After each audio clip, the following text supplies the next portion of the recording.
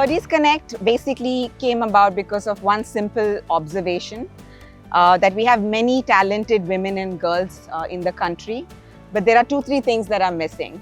There is inconsistent visibility, there is no support for them to grow in the game, and their pathways are often very unclear.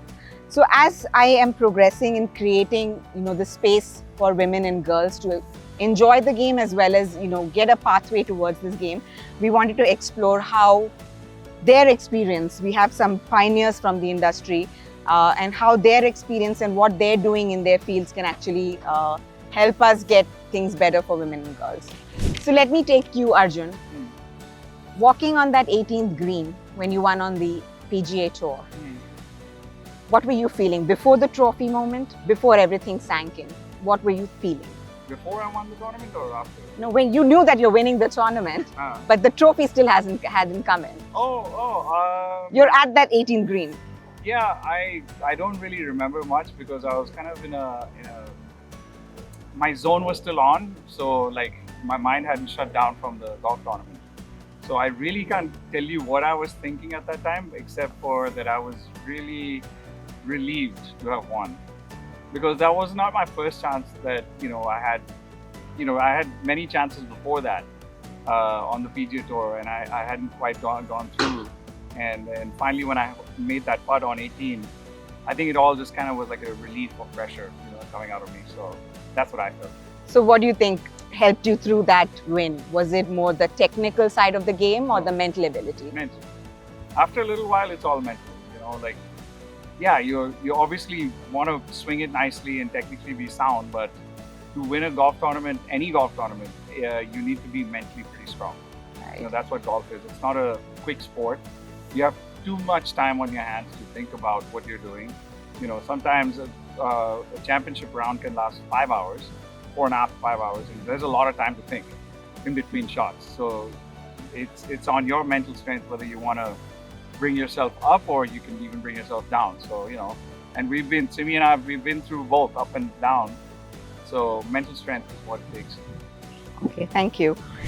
Following up with you, Priya. So you are training women and girls, and obviously all boys as well. I'm just trying to understand, what is it that we are focusing on in India? Are we looking mostly to train the technical ability of the golfer, or are we also looking at mental conditioning? I think it's important to have a holistic approach. It's not just the technical side, it's technical, it's strength and conditioning. It is the mental side. And all of it when it combined and it's put together is when you actually produce a great athlete.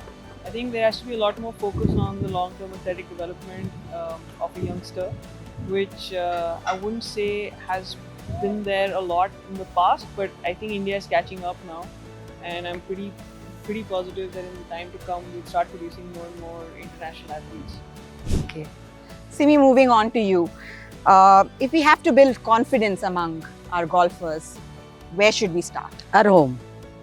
My father, growing up, I didn't know anything. I had any Stardust magazine, any good-looking people I used to post in my room. As kids, you put posters. Like I had George Michael, I love Michael Jackson. I had Madhuri Dixit, Dimple Kapadia, Sri Devi. And my father used to walk in, I'll never forget, he used to walk into the room every day and say, "You're far more beautiful than this." Or you can be the Prime Minister. You want to be the President of the United States, you can be the President. So the amount, and I had a very good balance, I have a very tough mom. But the amount of confidence my dad, he made me think that I can achieve anything. Even told me things like, even if you lie, I know you're lying for the right reason. Even if you kill somebody, I know you've done it for the right purposes. So when, you have that kind of, I failed in class 6. Here's my mom beating me and my dad is like, iska base strong hoga. So I think confidence, all of this comes at home. I think parents have a major responsibility towards their kid to make them believe that they can achieve astronaut status. And believe it or not, it actually happens. If you think that confidence comes from friends or cousins or players, yeah, definitely. Like when we grew up together, I'm very blessed that Arjun and I played and practiced together, and we you know, we were telling each other, oh, tum itna acha marta hai, arey tum kitna lamba marta hai. So of course that had a big role to play in my life. But the amount of confidence my dad gave me at home, and my mom to a certain extent, though she is, you know, she works on a different, it was all about education, you know, which was, I was zero. So he made me believe I was the greatest thing since sliced bread, and I can do no wrong. Yeah. No matter what I did, I had a good day, I had a bad day, I had the greatest day according to my dad. So, you know, going at the age of 18, 19 to America alone with no sponsor, driving tournament to tournament. I mean, I was driving 20,000 miles a year, every year, alone. You know, I should have been killed and stabbed and had an accident and died 100 times. That's where mom comes in with her Durga part, you know, that's kept me alive. But that confidence that my dad gave me, you know, I mean, I flew into America at the airport, rented a car and drove on the right-hand side of the road instantly. There was no learning curve for me. I had to learn like there and then in myself. So that confidence, it comes all from the house, So all from your mom and dad. They are a major role to play when it comes to building kids up. So you mentioned something about not having a sponsor when you landed in America. So things have probably changed, or have they changed? I And think what role does that play in the early development stages of an athlete, having a sponsor on board? So I'll give you an example. My first sponsor was a Pakistani and a Bangladeshi. Zia Mahmood is a very famous bridge player, family friend. The Ispahanis are very close friends from Bangladesh. So my first sponsor, the reason I was able to go and try and qualify and play on the LPGA was because of the Ispahanis and Zia. Nobody from India stepped up. Even after I got my tour card, I mean, I'm the first Indian, you know, gets my tour card. I'm playing on the LPGA Tour and I don't have a penny. I had no sponsor. So, you know, there are a lot of things that you have to do. Like, I couldn't focus on playing just the event. I have to pay for my caddy, my hotel, my rental car, my flight. You know, so I would drive on a Monday to play an off-site pro-am where I got paid like $1,500, $2,000, then come back and play a practice round on Tuesday, and then get ready for Thursday, Friday, Saturday, Sunday. I mean, I was exhausted. I was exhausted just paying, and then you have to have an apartment.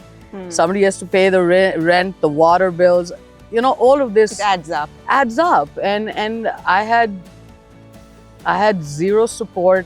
The most important years of my life where, you know, I had a, you know, top 5 at the British Open, or where I came really close to winning, whether it was in Australia, Arizona, you know, I never had any support. So to give you the best examples, Seri Park and I were the first 2 Asians on the LPGA, coming from 2 countries that didn't have any tour. Korea didn't have a tour, I didn't have a tour, and we are the first 2 Asians from non-tour. Now she comes with $1 million sponsorship from Samsung, right? I come with nothing. We are playing practice rounds, skins. Every Tuesday we played. You know, we became best friends. We are very close friends. Every Tuesday I'm taking $100 off her, and I'm just making the cut and she's winning. Because my brain stood up on the Thursday, I have bills to pay. You know, so I'm playing for a totally different reason compared to Seri Park, who came with $1 million in 1998, 97. You know, 97 was my first year on tour. So the whole game in the mind changes. And this game, everybody can technically hit it. If you cannot technically hit it well, you're not going to make it on tour. You're not going to even qualify. But after the qualifying, the thing that keeps you there, what keeps your card, what gets you to win, is all in, you know, these 6 inches between your ears. Yeah. And when you have so many other thoughts about how am I going to pay my next bill, how am I going to pay my caddy, then all of a sudden, you know, you're not playing to win, you're paying to play bills. So that is where I think the sponsors need to understand, is that feed the player with money and confidence before, not once they go. They need it before. Because once you do it before, that's like a preparation. That's what gets them to win, and that's how you put that jhanda, our tiranga on that foreign soil. Coming to you, Arjun, since you've lived in the US, how do you see a difference in how things are being done in the US? As compared to India? Yeah, for junior athletes or the upcoming athletes out there. We still have a ways to go. Obviously cricket is the main sport in this country. Even though others are trying to catch up with it, it's going to be a while. But going back to a sponsorship conversation, the government needs to spend more money in this sport. We need to have more public access for the sport. Because, in a country of 1.4 billion people, I think you can easily find a bunch of world champions who can either medal in the Olympics or go to America like we did, with the government support and private companies. And I think that so getting back to your question, I think the infrastructure would improve if we had the real backing of our government, and especially now golf being back in the Olympics, and I know we can medal in it. It's not one of those sports where we have to dive perfectly in a pool or anything. I know Indian the genetics in India is where we have good hand-eye coordination. That's why we make such good batsmen out of cricketers. So we need to have our infrastructure a little bit better in golf. Okay, so how do we communicate that differently to the corporates? Communicate differently. I think the people like Kapil Dev, people who play golf from other sports, have to step up and basically bat for us. Yeah. No pun intended. Yeah. Now back to the training part of it, Priya. I wanted to understand what is it that it takes to get a real junior program in place, a solid one. Money. That too, of course, most certainly. And I think experts in various aspects of what it takes to create a structured program, as well as the thing that people don't understand is everything's got to do with the power of compounding. You can't produce a champion overnight. It takes a long time. I think I usually tell the parents that of the junior athletes that I coach, I encourage them to watch the movie King Richards, because it's such an eye opener about what it took to create like Serena and Venus Williams champions. I think there's a lot of good things to take out of that movie to understand that it's about the timing of it. You don't need a world champion at the age of 10. You potentially want a professional to come out a little later, so you want to nurture them in such a way that they peak at the right time. Otherwise, there are a lot of juniors who sort of burn out very young as well. So what's the reason of burnout, according to you as a coach? What have you seen? I think sometimes it's just too much golf, too many tournaments, not enough recovery, not enough training. Because if you are at those prime years, if you are in your teenage years, and if you're not training properly, the input's not coming in, it's eventually going to lead to not having the right kind of body and mind when you're actually supposed to peak in your professional career. Yeah. I think the right time to peak is probably 17, 18, 19, somewhere there. Now the athletes, the professionals are turning younger as well. But somewhere there is when you want the athlete to be ready, and not, at 12-year-old, turning on and playing 40 tournaments in a year makes no sense. True. So, as a coach, do you train girls and women differently? Yes, most certainly, slightly. I think a lot of it comes even from our training in the strength and conditioning department, because we have to be cognizant of the fact that they have a menstrual cycle. We have to train for that cycle as well. The golf swing also is slightly different because men and women have different strength pockets. So you want to actually make the golf swing move to what their structure is. But having said that, I would say like every person's golf swing is unique because every person's body and anatomy is different. So it's important to train like that. You can't have one swing for everybody. It won't really help. So from a global lens, what do you think India is missing culturally? I'm telling you seriously, we need more public access. Yeah. That's all we need. We need to have the infrastructure in golf where, okay, I'll give you an example.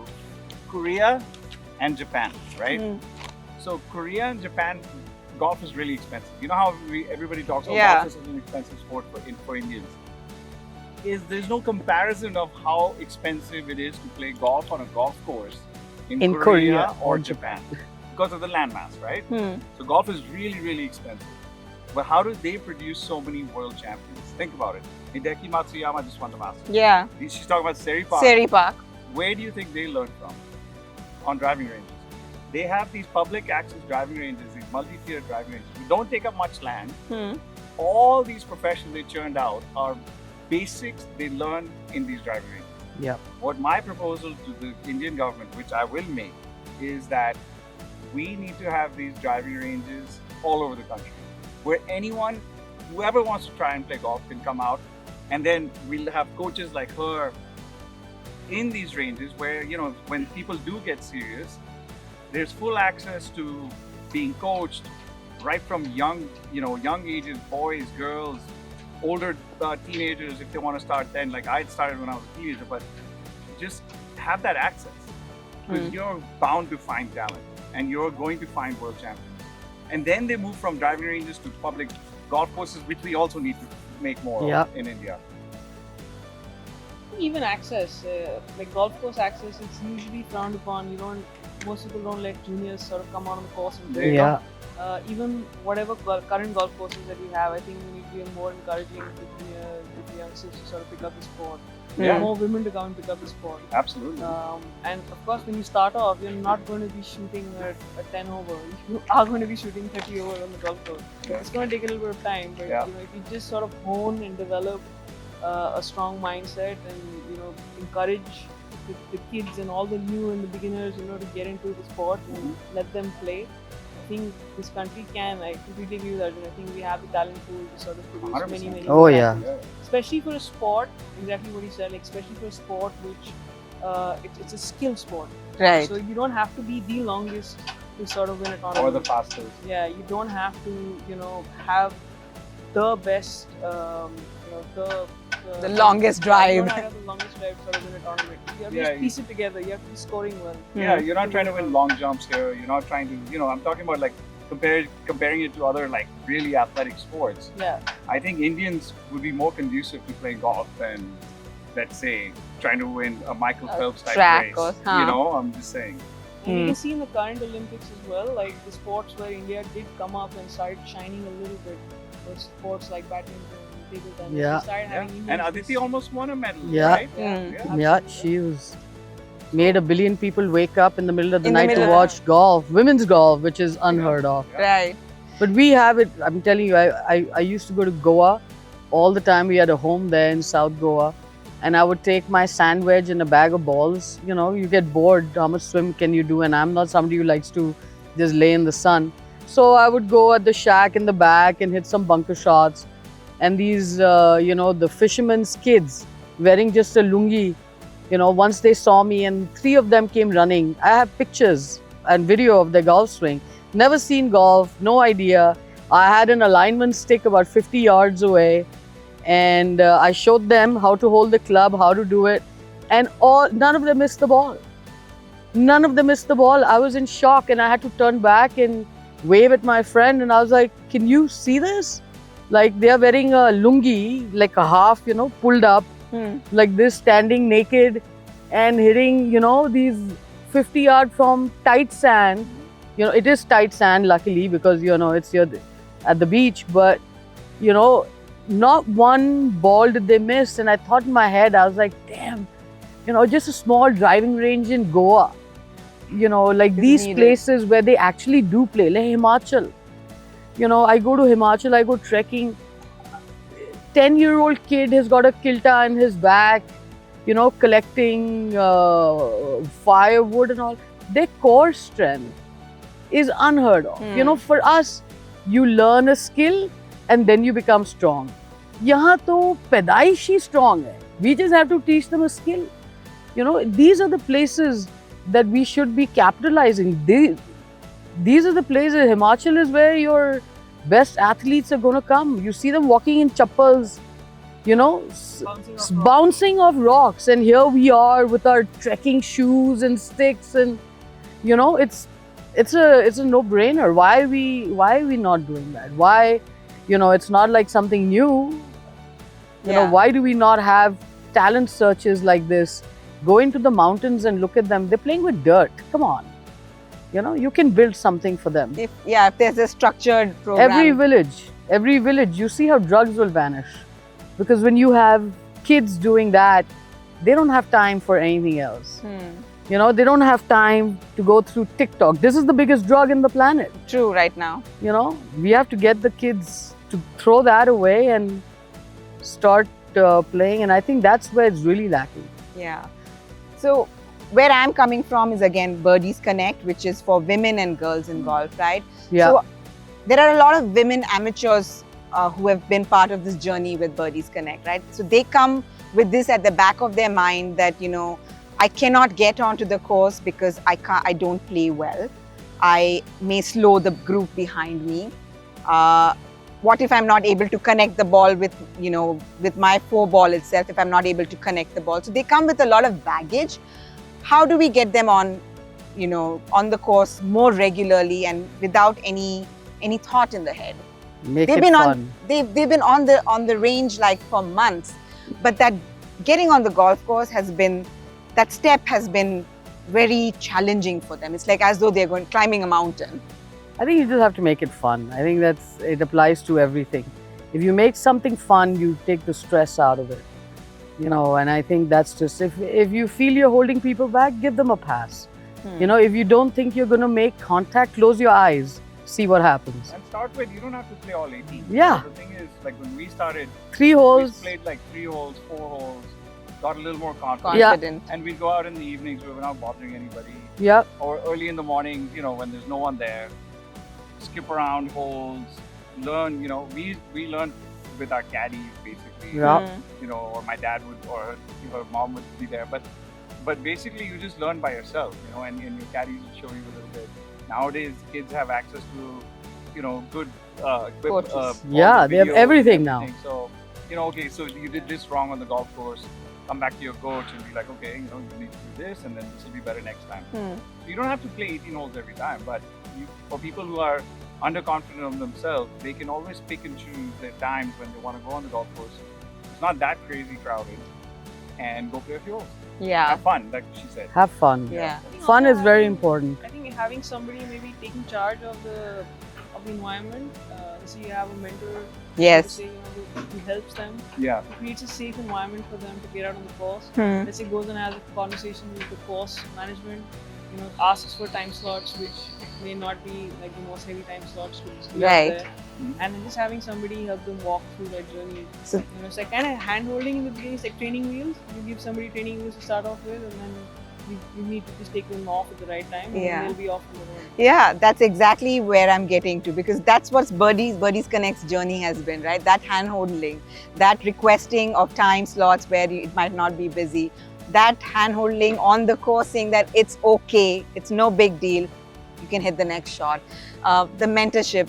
So that's what's happening with the community at BirdiesConnect, where women are very supportive of each other's play, and that's how it's become this beautiful community of women and girls who are coming out to play. Another thing that BirdiesConnect has been able to do has been create like a pathway for our elite juniors. We have a partnership with the Annika Suranstam Foundation, where for the last 2 years, we've got girls going and representing India in her tournaments, because she does a lot for the young women and girls sector. And the fact that she is there at those tournaments creates a great role modeling. Yep. When these girls go out there and meet her and see how she interacts and how she does things around the greens or on the game, it just instills so much more confidence in their ability when they come back saying that I can be that legendary Hall of Fame golfer as well. Yep. So Birdies has been kind of instrumental in these little journeys that we have taken on in the last 1 year. And I'm glad that we all think on the same lines that, we need to create access, we need to build confidence among our players, we need to try and create a story around golf for the women and girls who are around, so that we can also reach out to sponsors with that story and get people to invest in them early on. That's what I think ultimately Yeah, matters, 100%. right? Since Arjun and Simi played together growing up, I'm sure there was a good bonding and allyship that happened, right? Yeah. So they were supportive of each other. Oh, Yeah. So can you throw light on how you were able to support her through that journey? I think it was mutual, because like Simi was really, really talented way before I started playing golf. Like she was really, really good. And like most of my friends, like Indrajit and Simi, they Yeah. were really, really good when I started playing. So I had to like almost catch up with them. And I would watch her swing, I would watch Indrajit swing, and they would give me support. And then I became a little bit better at golf as well. And then it was the same thing. Like if she needed any kind of support from me, I Yeah. would always be there for her. Yeah. Always. Yeah, so, Even till date. Till that, yeah. yeah, so it doesn't have to be a woman supporting women. A man can also fill Of in course, those shoes absolutely. and take her through the journey as well in a Absolutely. supportive Yeah, fashion. yeah, 100%. Absolutely. 100%.